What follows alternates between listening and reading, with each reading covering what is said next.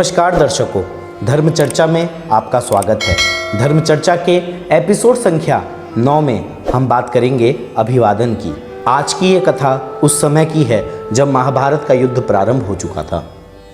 प्रारंभ के 3-4 दिनों में कौरवों को भारी क्षति उठानी पड़ी थी, जिससे कौरवों में शोक एवं आक्रोश की एक लहर दौड़ गई थी। दुर्योधन अपने प्रति भारी क्षति होते हुए देख भीष्म पितामह को एक उल्हाना देते हैं। दुर्योधन भीष्म पितामह से कहते हैं कि हे पितामह, मुझे ऐसा प्रतीत होता है कि आपका जो स्वभाव है, कि आपका जो युद्ध करने का तरीका है, वो पांडवों के प्रति थोड़ा नर्म है। आप अपने पूरे मनोयोग से युद्ध नहीं लड़ रहे हैं। भीष्म पितामह कहते हैं कि दुर्योधन, तुम्हारा ये उल्हाना मुझे अच्छा नहीं लग रहा, क्योंकि मैं पूरे मनोयोग से तुम्हारा साथ दे रहा हूँ, कौरवों का साथ दे रहा हूँ। दुर्योधन कहते हैं, ऐसा होता तो अभी तक हमें इतनी क्षति नहीं उठानी पड़ती। भीष्म पितामह क्रोधित हो जाते हैं और कहते हैं कि मैं गंगा पुत्र भीष्म ये प्रतिज्ञा लेता हूँ कि कल के युद्ध में मैं 5 पांडवों का वध कर दूंगा। ये प्रतिज्ञा सुनते ही दुर्योधन के चेहरे पर मुस्कान आ जाती है, जैसे वो जो करना चाहते थे वो कर बैठते हैं। भीष्म पितामह अपने कक्ष में चले जाते हैं। संध्या का समय चल रहा है। अब इस प्रतिज्ञा के बारे में भगवान श्री कृष्ण को पता चलता है। भगवान श्री कृष्ण चिंतित हो जाते हैं। वो द्रौपदी से कहते हैं कि यदि अपने 5 पतियों के प्राण बचाने हैं तो पांचाली तुम मेरे साथ चलो। श्री कृष्ण और द्रौपदी कौरवों के शिविर पे जाते हैं। श्री कृष्ण द्रौपदी से कहते हैं कि द्रौपदी, तुम अंदर जाओ और भीष्म पितामह को प्रणाम करो। द्रौपदी वैसा ही करती है, अंदर जाती है। रात्रि का समय है। भीष्म पितामह को प्रणाम करती है। जैसे ही भीष्म पितामह का अभिवादन करती है, तुरंत भीष्म पितामह कहते हैं, सौभाग्यवती भवा। भीष्म पितामह देखते हैं कि सामने तो द्रौपदी खड़ी है। आज शाम को ही मैंने इसके 5 पतियों के प्राण लेने की प्रतिज्ञा ली है और अभी मैंने इसको सौभाग्यवती होने का वचन दे दिया। श्री कृष्ण वहाँ अंदर आते हैं और कहते हैं कि वसुदेव, मेरे एक वचन को दूसरे वचन से काटने का हुनर तो आप में ही है। और इस तरीके से द्रौपदी के 5 पतियों के अर्थात पांडवों के प्राण बच जाते हैं। श्री कृष्ण द्रौपदी से कहते हैं, देखा, केवल तुम्हारे एक अभिवादन ने, केवल तुम्हारे एक नमस्कार ने आज तुम्हारे पतियों की जान बचा ली।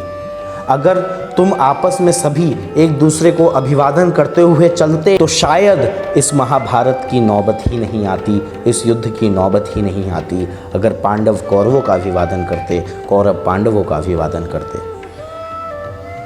तो दर्शकों, ये है आज की कथा। अभिवादन बहुत ज़्यादा जरूरी है। हम जिससे भी मिले हमें उसका अभिवादन करना चाहिए। नीति वचन में भी कहा गया है कि अभिवादन करने से इन 4 चीज़ों की हमेशा बढ़ोतरी होती है। आयु, विद्या, यश और बल। आयु बढ़ती है। देखिए ना, पांडवों की आयु बढ़ गई।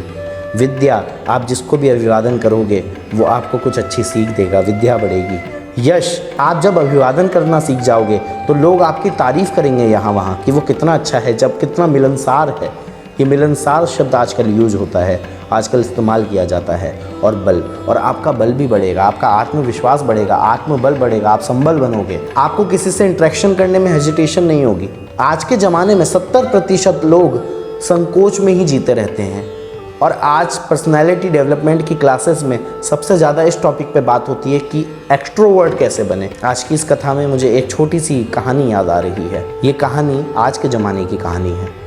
एक एम्प्लॉय जो अपनी फैक्ट्री में जब भी एंटर करता तो गेट कीपर को राम राम कहता। जब शाम को फैक्ट्री बंद होने के बाद फैक्ट्री से बाहर निकलता तो फिर राम राम कहता।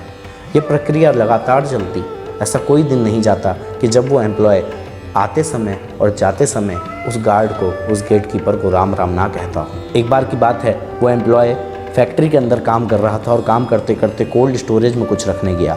वहाँ उसको समय लग गया। समय लगने की वजह से फैक्ट्री बंद करने का टाइम हो गया और जिस व्यक्ति की ड्यूटी होती थी कोल्ड स्टोरेज का टेम्परेचर सेट करके कोल्ड स्टोरेज को बंद करने की, उसने कोल्ड स्टोरेज बंद कर दिया। उसने ये ध्यान नहीं दिया कि कोल्ड स्टोरेज में कोई फंसा हुआ है।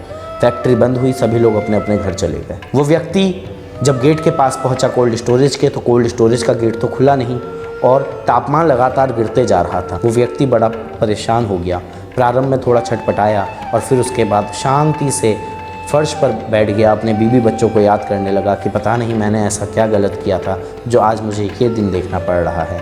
उसने सोचा कि अब अंतिम घड़ी मेरे पास आ चुकी है, लेकिन तभी उसे अचानक से गेट के बाहर, दरवाजे के बाहर कुछ कदमों की आहट सुनाई दी।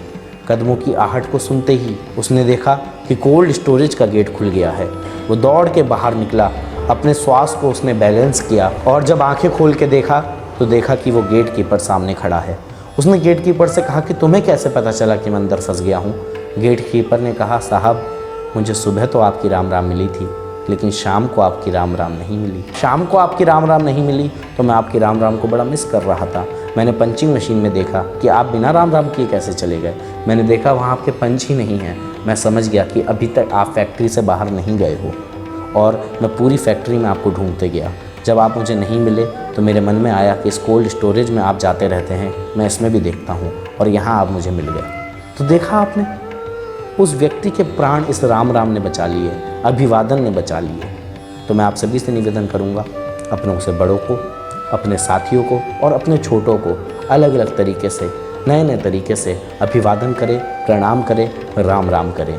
आज की धर्म चर्चा में फ़िलहाल के लिए बस इतना ही। मिलेंगे अगले एपिसोड में एक और धर्म कथा और उसके आज के ज्ञान के सार के साथ। तब तक के लिए आप सभी को मेरा राम राम।